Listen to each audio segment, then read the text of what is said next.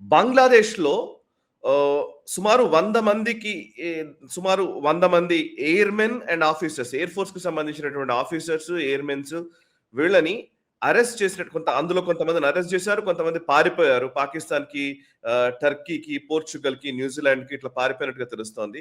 So, సుమారు 20 మంది officers అందులో ఉన్నారు. 100 మంది దాకా ఎయిర్‌మెన్ ఉన్నారని సమాచారం. బంగ్లాదేశ్ ప్రభుత్వము ఆ దేశపు ఎయిర్ ఫోర్స్ పైన ఈ క్రాక్ డౌన్ నిర్వహించడాన్ని ఎట్లా అర్థం చేసుకోవాలి? అసలు ఏం జరుగుతోంది? యూనస్ హయాంలో మొత్తం పాకిస్తాన్‌కి కంట్రోల్‌లోకి వెళ్ళిపోతున్నట్టుగా కనిపించినటువంటి పరిస్థితులు మనకు తెలుసు. మొత్తం పాకిస్తాన్ ఐఎస్ఐ వాళ్ళ ఆర్మీని మేనేజ్ చేసిందనే వార్తల గురించి కూడా మనం డిస్కస్ చేశాం. సో, ఇప్పుడు దాని పరిణామమే ఇది అనుకోవచ్చా? దానికి రియాక్షన్ గానే ఇప్పుడు తారిక్ రెహమాన్ ప్రభుత్వం రియాక్ట్ అవుతుంది అనుకోవచ్చా?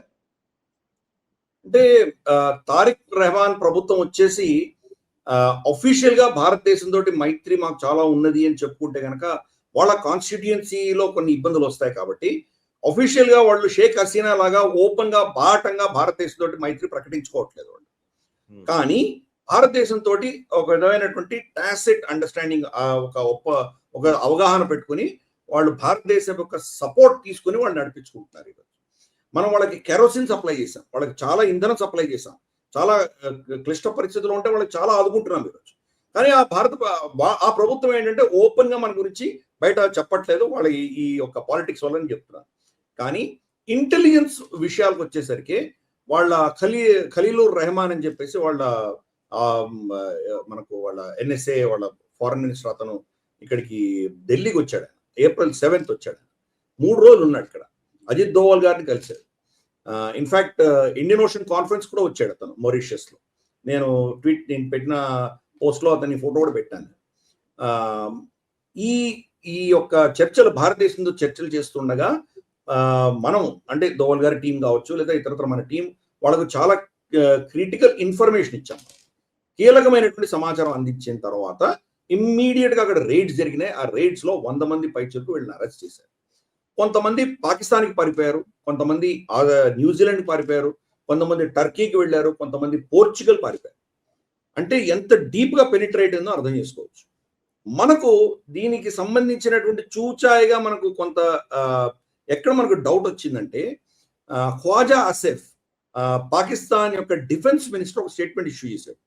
ఈసారి భారతదేశం పాకిస్తాన్ మీద ఏదైనా చర్య చేస్తే కోల్కతా మీద మేము దాడి చేస్తామని చెప్పి ఒక స్టేట్మెంట్ ఇష్యూ చేశారు. కోల్కతా మీద దాడి చేయడం అంటే కనుక పాకిస్తాన్ నుంచి కోల్కతా దాకా వాళ్ళు ఎట్టి పరిస్థితుల్లో దాడి చేయలేరు. ఆఫ్టర్ ఆల్ ఢిల్లీ మీద దాడి చేసే ప్రయత్నం చేస్తేనే సిరసాలో వాళ్ళ షహీన్లు, ఫటఫ్లు ఇవన్నీ మనం కొట్టాం. మన దగ్గర ఆ కెపాసిటీ ఉంది. ఇంత దూరం వాళ్ళ మిజైల్ వచ్చి మన ఎయిర్ డిఫెన్సెస్ పనిచేయలేదు అన్న పరిస్థితి ఉండదు కాబట్టి పాకిస్తాన్ నుంచి కొట్టట్లేదు, బంగ్లాదేశ్ లో వాడుకోబోతున్నారు అన్నది మనకు అర్థమైపోయింది. అఫ్ కోర్స్ మన ఇంటెలిజెన్స్ వర్గాలు ఇవన్నీ ట్రాక్ చేస్తున్నాయి. మనకు గతంలో ఉన్నటువంటి మహమ్మద్ యూనుస్ ప్రభుత్వం ఎటువంటి చర్యలు చేసింది, ఎటువంటి పనులు చేసింది, ఇవన్నీ కూడా ట్రాక్ చేస్తున్నాం. అందుకని ఖలీలుర్ రెహమాన్ మన దేశానికి వచ్చినప్పుడు డీటెయిల్స్ అన్ని ఇచ్చాం. ఆ డీటెయిల్స్ ఆధారంగా ఈ చర్యలు తీసుకుని ఇమ్మీడియట్ గా అరెస్ట్ చేయడం జరిగింది. ఎందుకంటే మనకు తారిక్ రెహమాన్ ప్రభుత్వం వచ్చి నెలన్నర దాటలేదు. ఇంకా వాళ్ళకి ఇంకా అంత అవగాహన, అంత ఇంటెలిజెన్స్ ఎక్కడి నుంచి వస్తుంది వాళ్ళకు? తప్పకుండా భారతదేశం ప్రొవైడ్ చేసింది. మనం ఇచ్చిన ఇన్ఫర్మేషన్ ప్రకారమే ఈ అరెస్ట్ అన్ని జరిగింది. అంటే పాకిస్తాన్ యొక్క ఐఎస్ఐ అసీం మునీర్ ఎలాగైతే వాళ్ళ ఎయిర్ ఫోర్స్ ని పెనిట్రేట్ చేశాడో దాన్ని మనం అబ్జర్వ్ చేస్తున్నాం. అందుకనే మనం గతంలో చాలా క్లియర్ గా మనం మన గ్లోబల్ రౌండప్ అలాగే క్షాత్రంలో మనం డిస్కస్ చేసాం. బంగ్లాదేశ్ చికెన్ స్నెక్ చుట్టూతున్న 3 అదనంగా మన స్థావరాలు పెట్టుకున్నాం. మనకు బంగ్లాదేశ్ లో వెస్ట్ బెంగాల్ లో 2 పెట్టుకున్నాము. అలాగే మనకు మేఘాలయ అస్సాం ప్రాంతంలో కూడా పెట్టుకున్నాము. 3 అదనంగా మనం పెట్టుకున్నాం. ఎందుకు అంటే కనుక ఈ ఎయిర్ అటాక్స్ మన మీద జరగబోతున్నాయని మనకు తెలిసి దానికి కావాల్సిన ఎయిర్ డిఫెన్స్, ఎయిర్ షీల్డ్, దానికి కావాల్సినటువంటి ప్రోటోకాల్స్, రెడార్స్, ఈ డ్రోన్ వార్ఫేర్ సంబంధించినవన్నీ కూడా మనం ప్రోటోకాల్స్ పెట్టుకున్నాం. అక్కడ యుద్ధం మనకు పాకిస్తాన్తో జరిగింది. మనకు పంజాబ్, కశ్మీర్, రాజస్థాన్ ఈ ప్రాంతాల్లో దాడులు జరిగినాయి. కానీ మనం ప్రిపేర్డ్నెస్ బంగ్లాదేశ్ సైడ్ పెట్టుకున్నాం. ఇప్పుడు మనం తారిక్ రెహమాన్ ప్రభుత్వానికి అదే చెప్పాం. మీరు మాతో మైత్రి పెట్టుకుంటే ఈ లాభాలు ఉంటాయి, మీకు మాతో వైరం పెట్టుకుంటే నష్టపోతారు. మీరు ఎంత మీ ఎకానమీ దెబ్బతిందో మీరు చూశారు. కాబట్టి తారిక్ రెహమాన్ ప్రభుత్వం కూడా వాళ్ళు ముందర వాళ్ళ ఎకానమీని ఏ విధంగా మనం బాగు చేయొచ్చు అన్న దాని మీద ఫోకస్ పెడుతున్నారు. కాబట్టి ఈ పాకిస్తాన్ ఇన్ఫ్లుయెన్స్ కు వ్యతిరేకంగా వాళ్ళు పోరాటం అనేది మొదలుపెట్టారు. కాబట్టి అందరు ఏమన్నారు అప్పుడు మనకు మొహమ్మద్ యూనుస్ ప్రభుత్వం ఉన్నప్పుడు అయిపోయింది, బంగ్లాదేశ్ పాకిస్తాన్ హస్తగతం అయిపోయింది, నేపాల్ చైనా హస్తగతం అయిపోయింది, శ్రీలంక పోయింది, మాల్డీవ్స్ పోయింది, పాకిస్తాన్ ముందరే లేదు, అసలు ఈ మోదీ ప్రభుత్వం ఎందుకు పనికిరాదు, మొత్తం చుట్టుపక్కల ఉన్నటువంటి దేశాలన్నీ భారతదేశానికి వెళ్ళిపోయినాయి. ఇటువంటి డైలాగ్ మనం విన్నాం అన్ని కూడా. Back in business. Maldives India out అన్న క్యాంపెయిన్ తో గెలిచినటువంటి మొయిజో ఈరోజు భారతదేశంతో రోజు వచ్చి మాట్లాడుతున్నాడు, మనతో మైత్రి పెట్టుకునే ప్రయత్నం చేస్తున్నాడు. సరే, చైనాను కూడా కోట్ చేస్తున్నాడు, అది వేరే విషయం. కానీ భారతదేశం ఈరోజు చాలా ఇంపార్టెంట్ అయింది. ఇండియా అవుట్ అన్నటువంటి పరిస్థితి నుంచి మన ఇన్ఫ్లుయెన్స్ మళ్ళీ మాల్డీవ్స్ వచ్చేసింది. అలాగే బంగ్లాదేశ్ లో మనం లాంగ్ టర్మ్ ఆట ఆడుతున్నాం. కాబట్టి దీర్ఘకాలీనంగా మనం ఆ దేశంలో ఉన్నటువంటి వాళ్ళ వల్నరబిలిటీస్, వాళ్ళు ఏ అంశాల మీద వాళ్ళు దెబ్బలు తగులుతాయో, వాళ్ళకి ఏ అంశాల వల్ల వాళ్ళ కష్టాలు వస్తాయో అక్కడ భారతదేశం లేదు, వాళ్ళకి సొల్యూషన్ రావట్లేదు. అందుకని క్రమేపీ వాళ్ళు మన దీనికే గూట్లోకే వచ్చారు. అలాగే నేపాల్ కూడా వస్తుంది, శ్రీలంక వచ్చేసింది.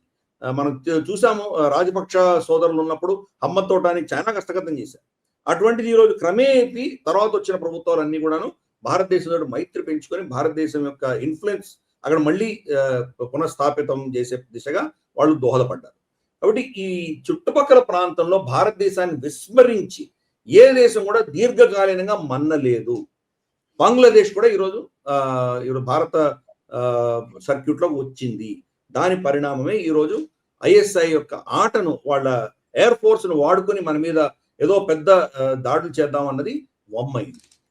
సాయి, మనకు తెలుసు టెర్రరిజం అన్నది ఇన్ఫిల్ట్రేషన్ ల్యాండ్ గుండా, మనకు అంటే భూమి అక్కడ line of control, international border దాటి వాళ్ళ టెర్రరిస్ట్ పంపించి అటాక్ చేస్తారు. చాలా కాలంగా చాలా దశకాలుగా చేశారు. రెండు, ముంబైలో సముద్రాన్ని వాడుకొని చేశారు, మనకు అజ్మల్ కసాబు వీళ్ళందరూ కూడా. మూడు, ఇప్పుడు ఎయిర్ ఫోర్స్ ను వాడుకొట్టేటువంటి ప్రయత్నం జరుగుతుంది. ల్యాండ్, వాటర్, ఎయిర్ మూడింటి కూడా వాడుకొని మన మీద దాడులు చేసేటువంటి ప్రయత్నం ఐఎస్ఐ చేస్తారు. ఇంతవరకు ల్యాండ్ బేస్ చూసాము, సీ బేస్ చూసాము, ఇప్పుడు ఎయిర్ బేస్ అటాక్స్ అనేది వాళ్ళు ప్లాన్ చేశారు. దాన్ని త్రుటిలోనే తుంచేసాం మనం.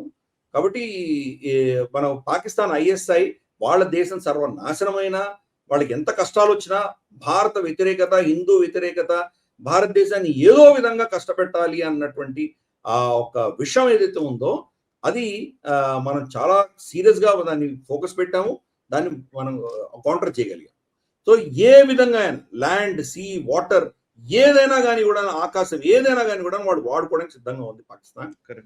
అందుకని మనం అప్రమత్తంగా ఉంటున్నాం. మనం దాని పరిణామమే ఈరోజు బంగ్లాదేశ్ చేసినటువంటి ఈ రైడ్స్ అన్ని కూడా. ఈ వీడియో మీకు నచ్చినట్టయితే లైక్ చేయండి, 10 మందికి షేర్ చేయండి. అలాగే కామెంట్ల రూపంలో మీ అభిప్రాయాలను మాతో పంచుకోండి. Nationalist hub group of channels ను సబ్స్క్రైబ్ చేసుకుని తెలుగునాట జాతీయవాద జర్నలిజాన్ని ప్రోత్సహించండి. ఈ వీడియో కింద ఉన్న బెల్ ఐకాన్ పై క్లిక్ చేయడం మర్చిపోవద్దు.